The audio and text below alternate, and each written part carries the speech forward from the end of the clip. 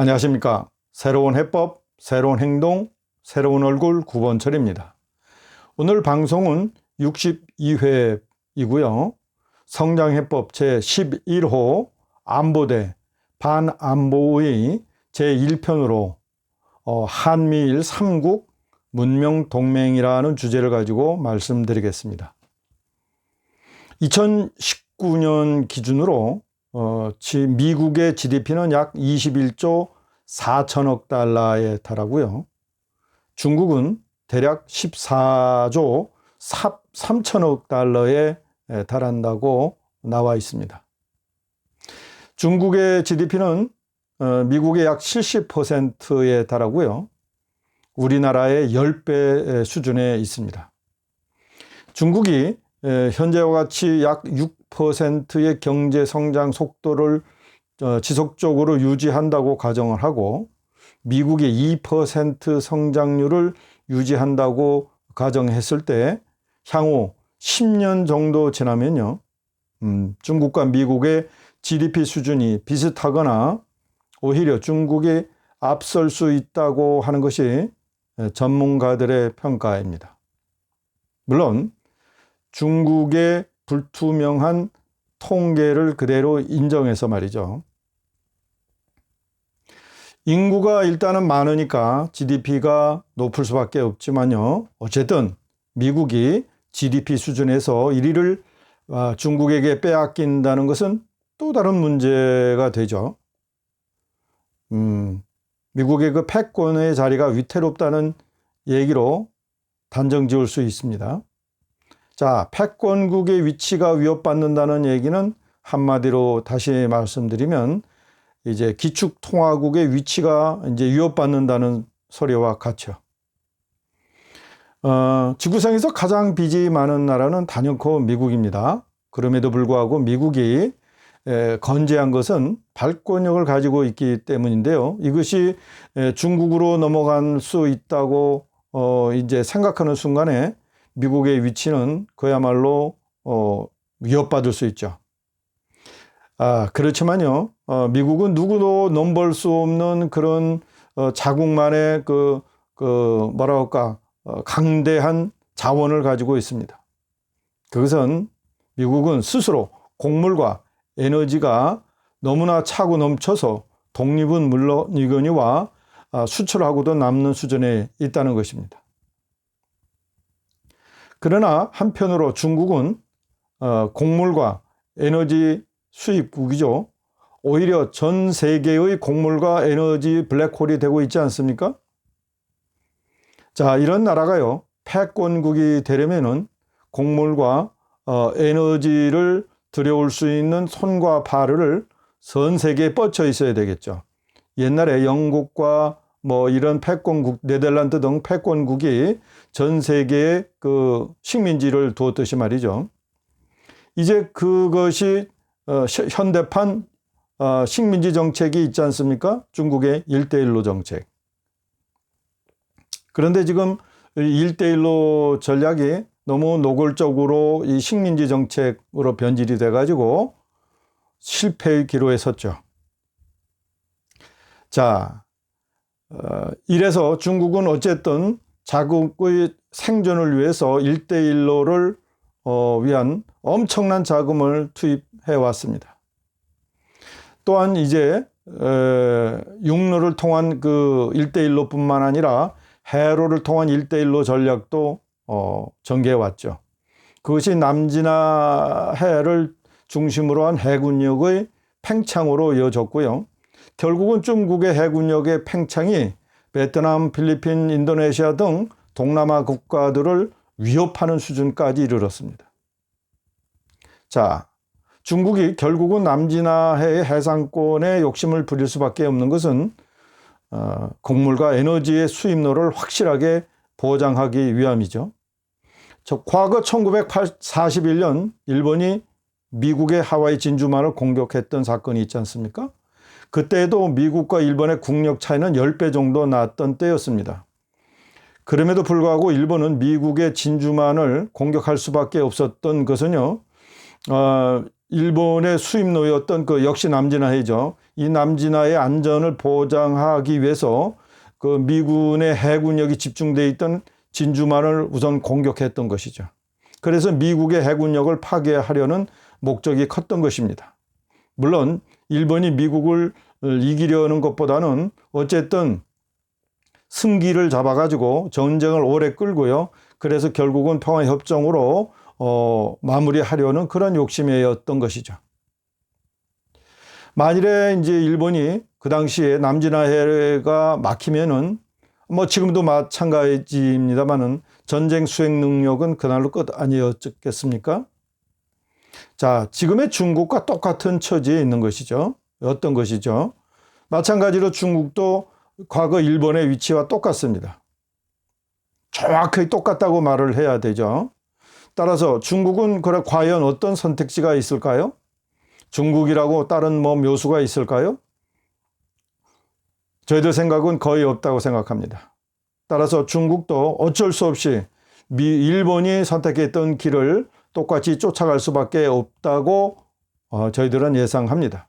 따라서 중국은 결국에는 남진아해에서 무력을 사용할 수밖에 없다. 이렇게 예측이 되는 거죠.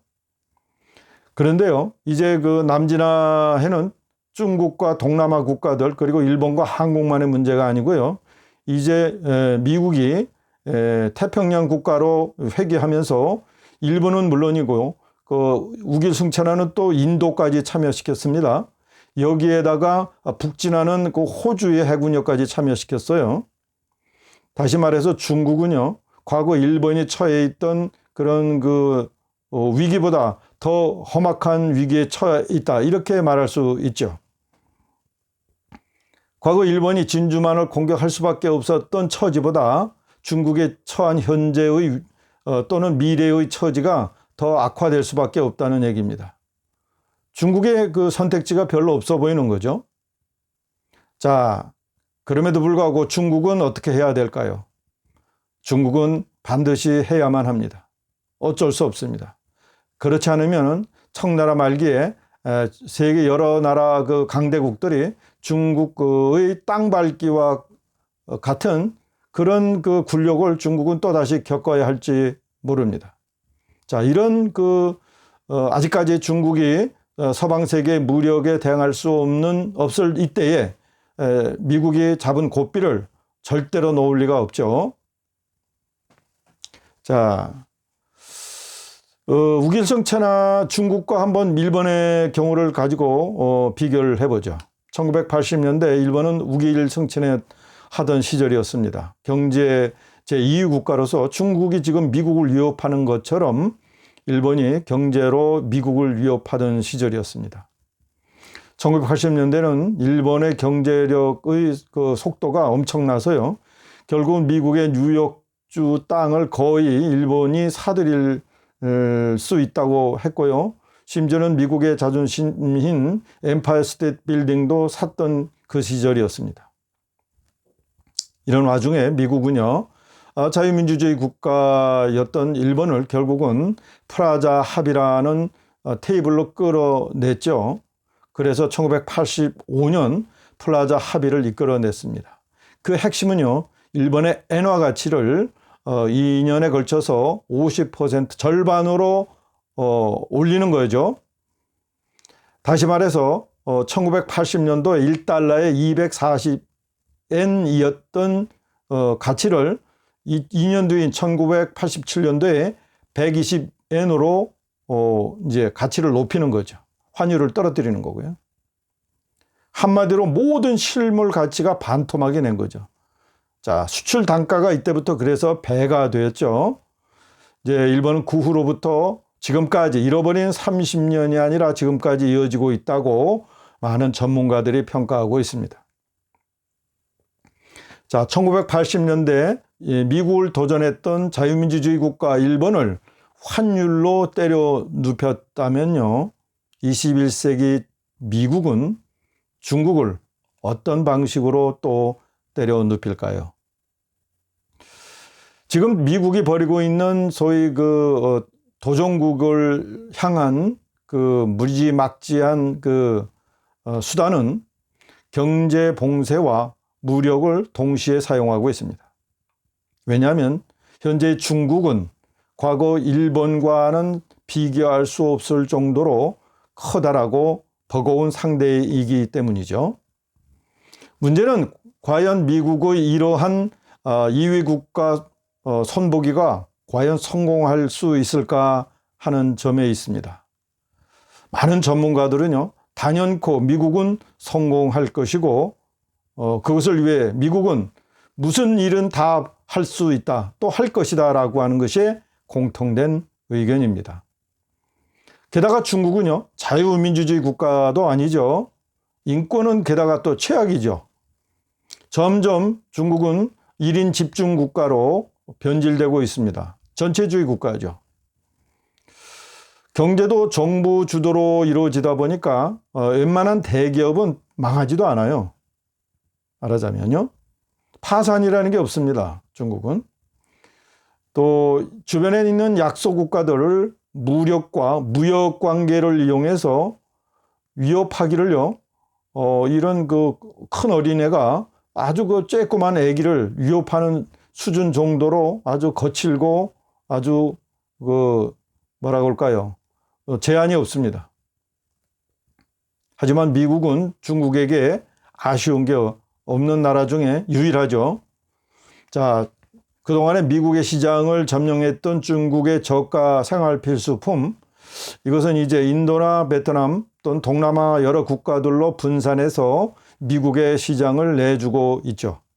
한마디로 중국의 저가 상품을 다른 국가로 대체하고 있는 중입니다. 문제는 대한민국입니다. 자, 현재 대한민국을 통치하고 있는 정치인들의 선택은 그래서 고민할 수밖에 없죠. 그런데도 이 반동파 정치인들의 태생적 한계 때문에 좌고우면하는 모습이 위태롭기까지 합니다. 심지어는 2018년도부터 한미 훈련도 전혀 하지 않는다고 하네요. 한미 합동 훈련은요, 미국의 첨단 무기 체제와 훈련 기법을 우리가 배우는 좋은 기회인데도 말이죠. 자, 이것을 하지 않는다고 뭐라고 말할 수도 없는 상황이에요, 지금. 왜냐하면 이 반동파의 정권에 속한 이 핵심들이요, 한국을 중국의 부속 국가나 그 황소의 덩어리에 앉은 파리떼 수준으로 평가하잖아요, 스스로가. 심지어는 북한도 이 자존감을 가진 나라라고 이제 보는데, 북한도 중국에게 그처럼 비굴하지 않습니다. 겉으로 보기에는요. 그런데 이 한국의 이 반동파, 이 친북, 종북 또는 친중 정치인들의 하는 행태는 완전히 노골적이죠.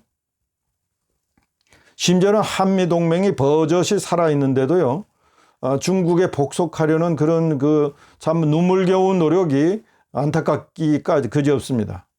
지금 이들이 이 5천만 대한민국 국민을 볼모로 지금 무슨 짓을 하고 있는지 모르겠습니다.